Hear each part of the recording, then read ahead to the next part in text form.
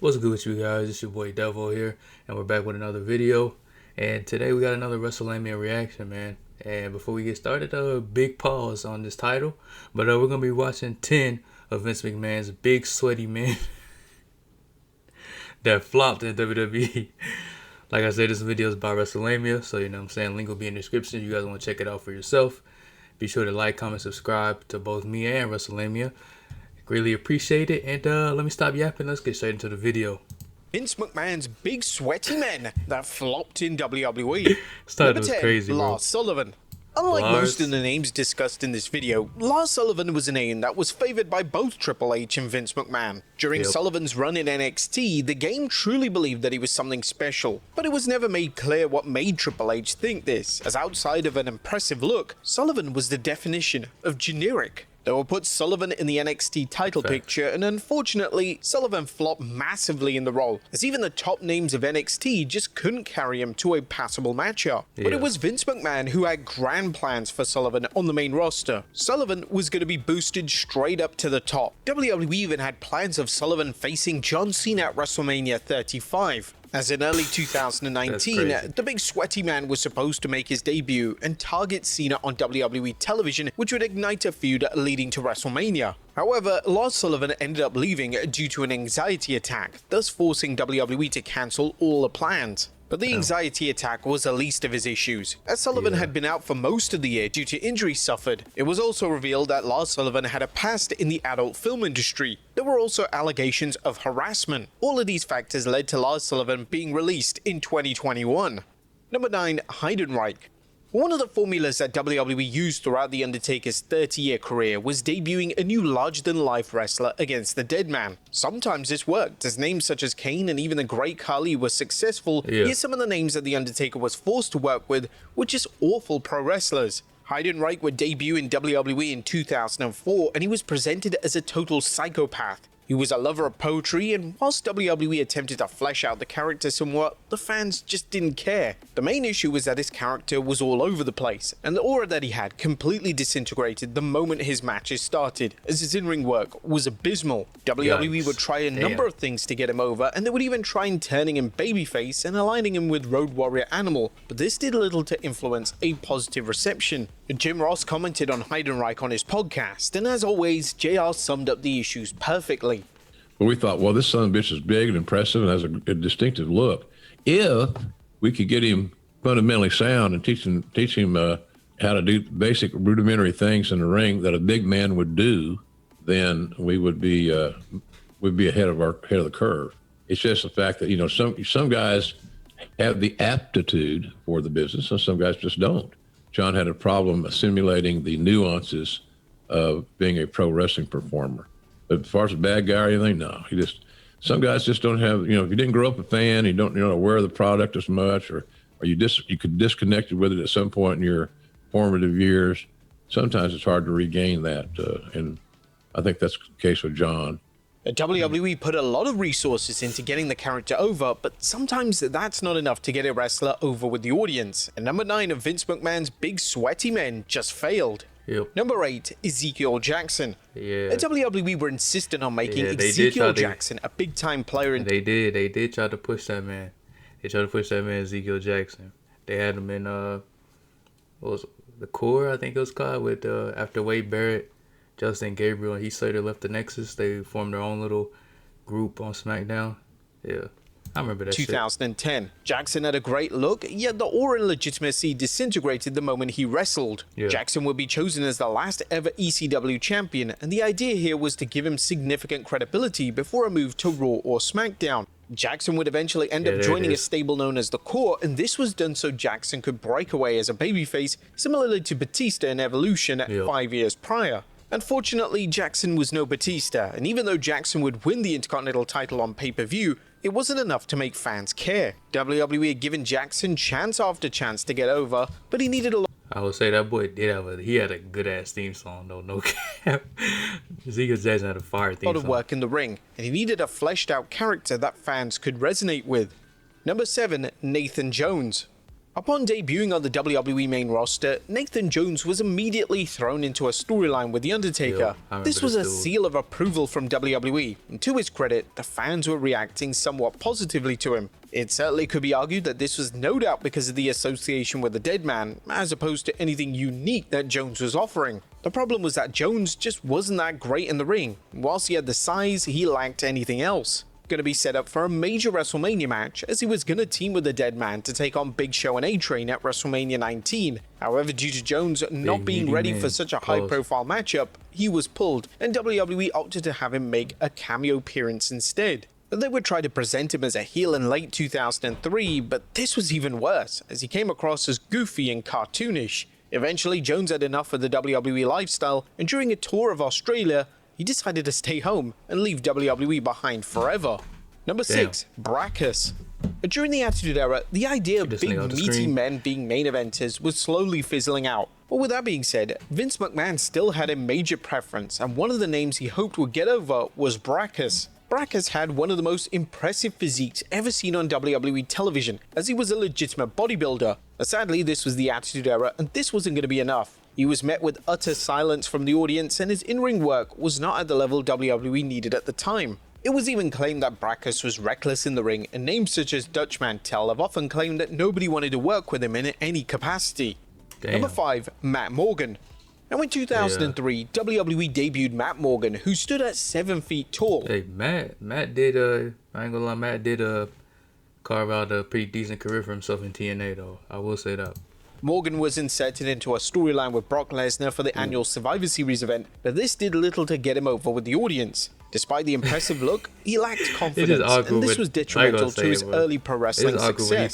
Vince quickly realized that Morgan wasn't cut out for the main roster, so another run in the developmental territory OVW would follow before Morgan would eventually reappear on the main roster in 2005. Morgan had failed to develop any of his skills during his time in developmental, and it didn't come as a surprise that Morgan was released from WWE. In a move that received initial criticism, TNA would then sign Morgan, and to his credit, he managed to work on his craft, and by the time 2011 rolled around, he was one of the top babyfaces in the entire company.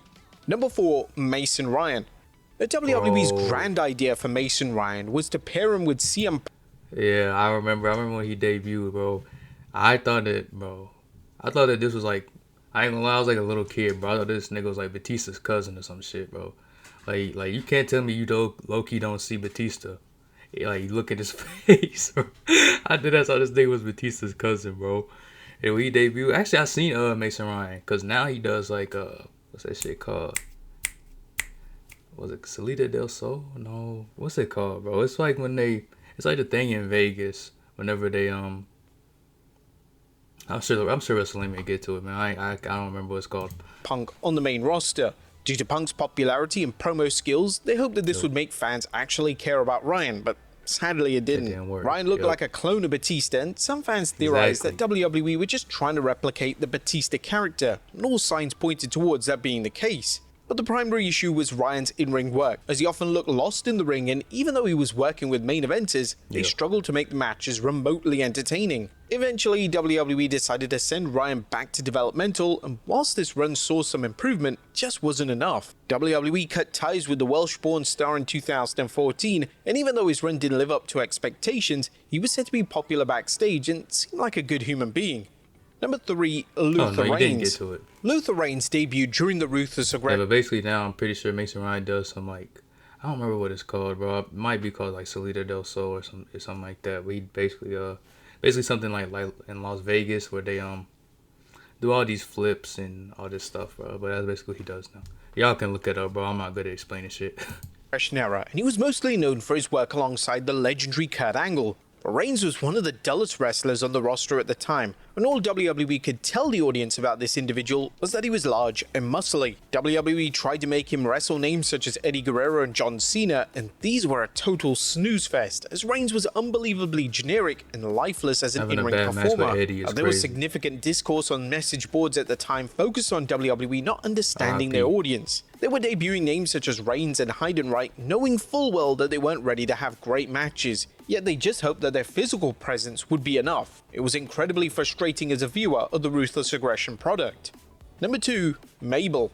Mabel weighed in at almost RIP to Mabel 500 as well. pounds, and Vince McMahon saw dollar signs when it came to the former Men on a Mission member. McMahon's bold idea was to save the 95 product by making Mabel the top heel in the entire company. Whilst Mabel wasn't a total disaster in the ring, he wasn't at the level of other main eventers such as Diesel, Shawn Michaels, The Undertaker, and Bret Hart. Mabel would even be booked to win the 95 King of the Ring, and this win would followed up with Mabel's biggest match of his entire career. He would take on Diesel at the SummerSlam pay-per-view, and this match just so happened to be for the WWE title. The match was horrendous, and it exposed everything wrong about the 95 product. Mabel even hurt Diesel in the match, and this almost led to McMahon firing him with immediate effect. The SummerSlam match would mark the end of Mabel's push in WWE, and whilst he was given many pushes over the years with various different characters, he would never even sniff the main event scene ever again. And number 1, Giant Gonzalez. Oh, yikes. Without a doubt, the most infamous name to ever work with The Undertaker was Giant Gonzalez. Despite having a ton of size, Gonzalez was one of the worst performers in pro wrestling history, and he's responsible for some of the most hated matches of The Undertaker's career. The matches between the two in 1993 were truly horrific, and WWE were hoping that Gonzalez's novelty look would make fans care and invest in him as a performer. Speaking to Sam Roberts, The Undertaker spoke honestly about Gonzalez in the ring. "That whole thing took years off my career. I would be in much better shape now if I could have skipped that one program. As physically demanding as it was twice as much the mental strain because you have Bret, Yokozuna going out and having these great matches. Obviously, you want to be mentioned in the same breath as those guys, and it was just not possible."